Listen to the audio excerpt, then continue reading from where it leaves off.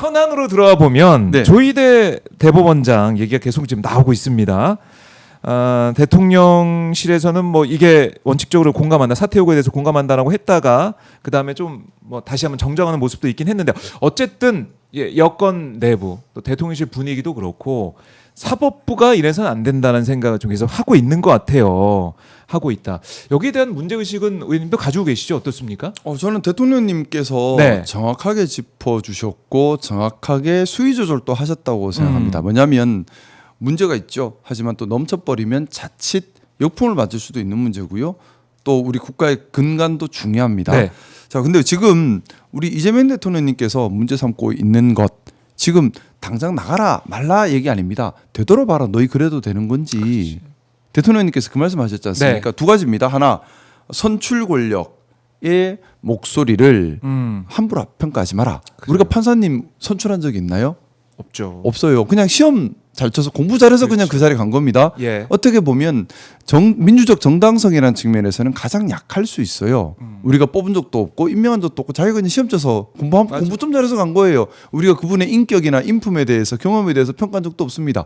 그리고 그 공부라는 것도 단순 법률 지식에 불과했는데 그 법률 지식이 그냥 외워서 암기한 게 다잖아요. 그러면 적용할 때 과연 이게 옳게 적용하고 있는가 균형감이 있는가 알 수 없어요. 자, 그러면 기본적으로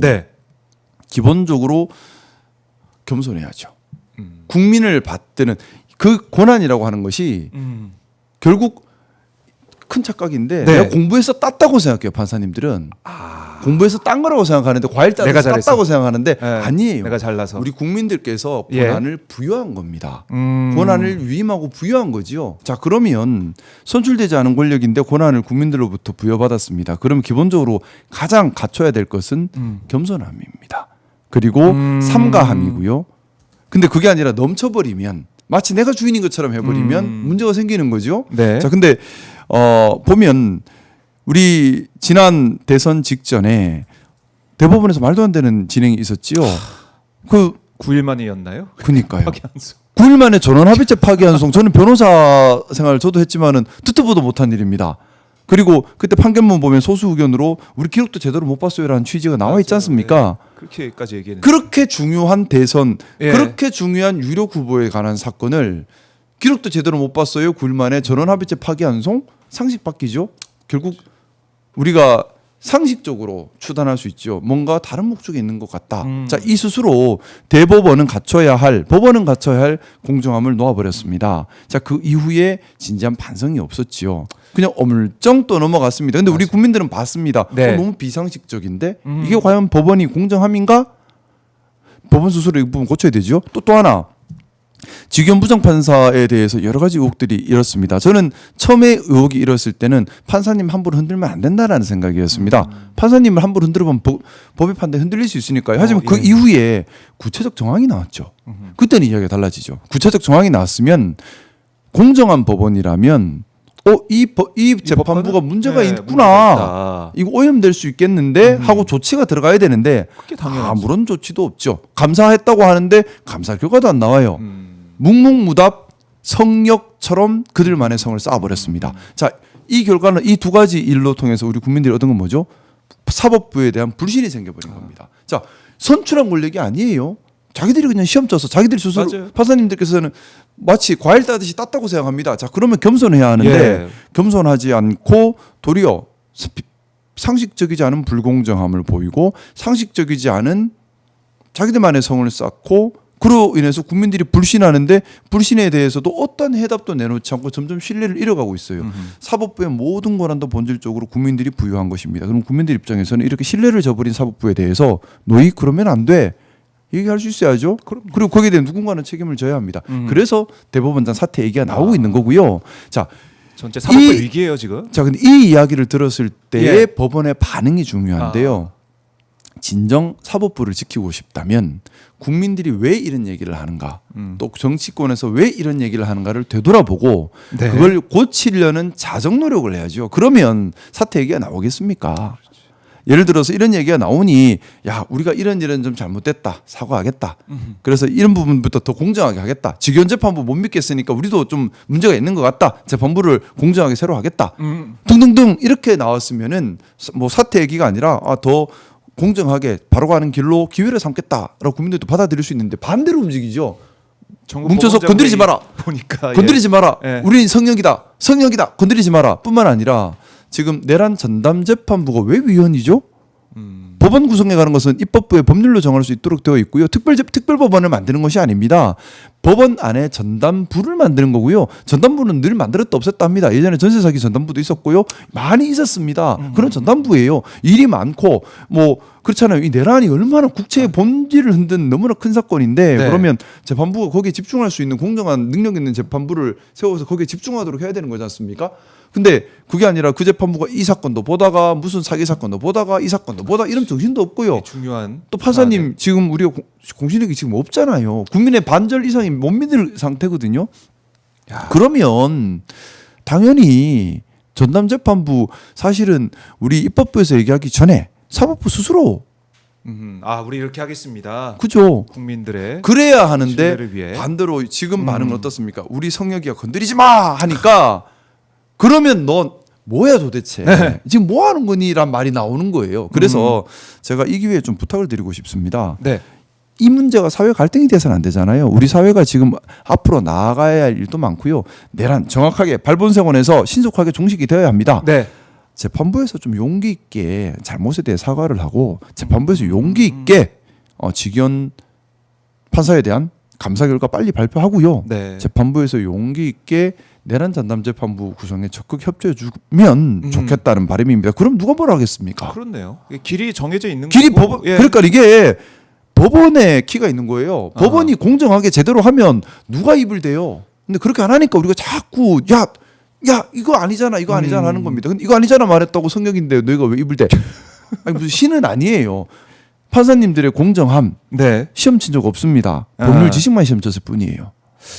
근데 어제 뭐 국민의힘 같은 경우는 대정부 질문 뭐 아니면은 뭐 지도부 회의 내용을 들어보니까 뭐 이재명 뭐 대통령 탄핵까지 거론하는 그렇게까지 저는 사실 요즘 국민의힘에서 하는 얘기가 별로 관심이 없어요.